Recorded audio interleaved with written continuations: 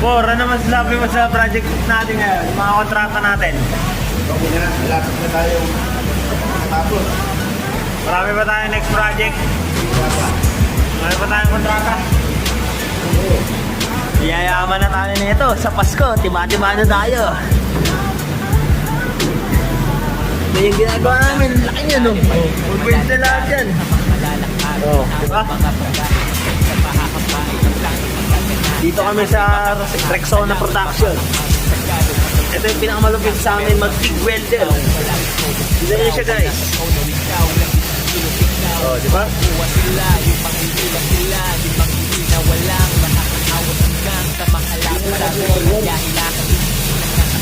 Bayar kon! Lakas na konti! Ilan yan? Yan lang, tol.